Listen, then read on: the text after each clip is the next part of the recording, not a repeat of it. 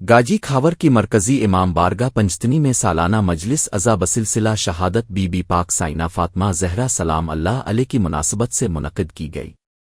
مجلس ازا کے دوران ماتمی جلوس بھی برآمد کیا گیا۔